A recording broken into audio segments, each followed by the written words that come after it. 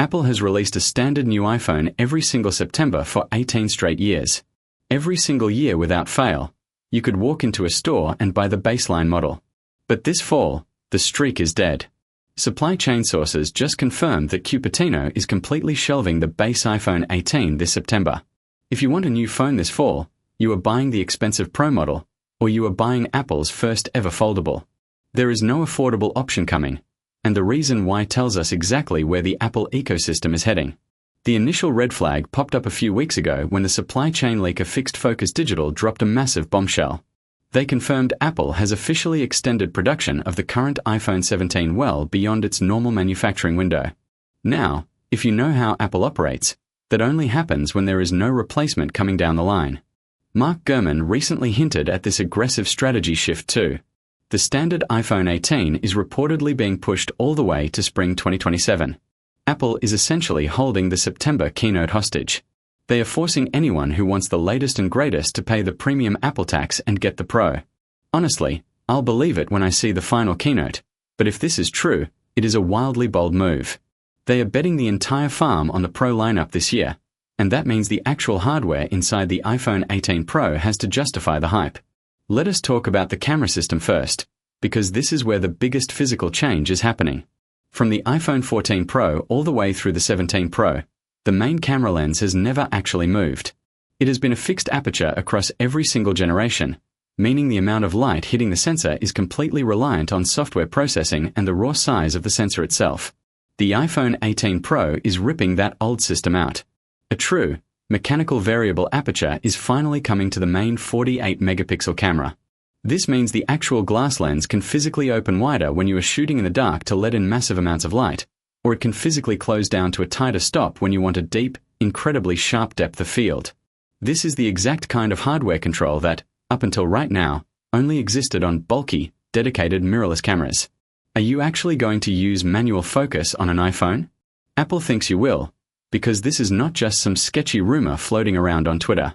Korea's ET News and the ELEC recently reported that Apple has already started ramping up the supply chain for this exact mechanical system. The production lines are moving right now. This one is completely real. Alongside this physical variable aperture, Minkai Kuo noted that Apple is reportedly building a completely unhinged pro-level camera application baked right into iOS. We are talking true manual shutter speed, manual ISO selection, and dedicated manual focus right on the screen. Speaking of the screen, the front of the device is getting its biggest redesign since the iPhone X. The dynamic island is finally shrinking. Shrimp Apple Pro and Russ Young have both been tracking the display supply chain, and they confirmed Apple is moving the Face ID flood illuminator entirely under the display. That means the massive pill-shaped cutout sitting at the top of your screen is going to shrink by as much as 35%. A prototype image actually surfaced online a few days ago showing exactly this. It is a noticeably smaller, much more refined island with what clearly looks like under-display sensor technology sitting right behind the OLED panel. It delivers more usable screen real estate, a cleaner look, and significantly less interruption when you are watching videos. Powering this entire system is the brand new A20 Pro, which is Apple's first true 2nm processor. This is a massive generational leap from the A19 Pro. DigiTimes recently highlighted that TSMC 2nm yields are looking incredibly strong, meaning we are going to see massive gains in efficiency and way more thermal headroom for on-device Apple Intelligence. Less thermal throttling means your phone stays cooler while running complex machine learning tasks in the background. But the real game changer under the hood is Apple's new custom C2 modem. The original C1 was a decent first attempt, but Mako Takara confirms the C2 modem does something totally unheard of.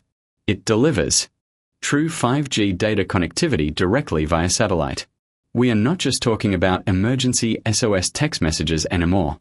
You will get actual cellular data and actual web browsing in the middle of nowhere with zero traditional cell tower coverage. That is a massive deal for anyone who travels or lives in rural areas.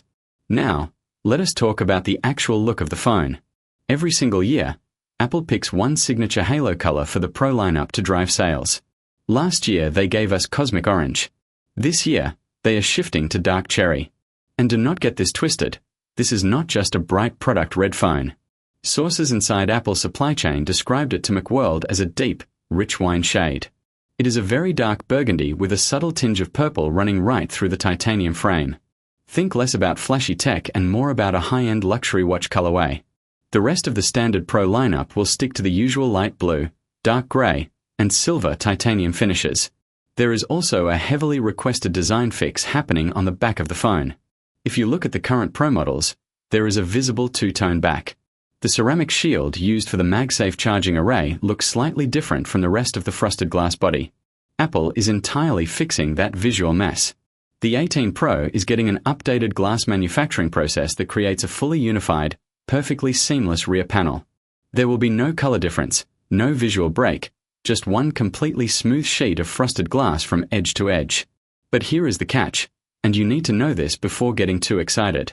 Aside from the smaller dynamic island, this phone looks practically identical to the 17 Pro from the outside. You are getting the exact same dimensions, the exact same camera bump layout, and the exact same titanium frame.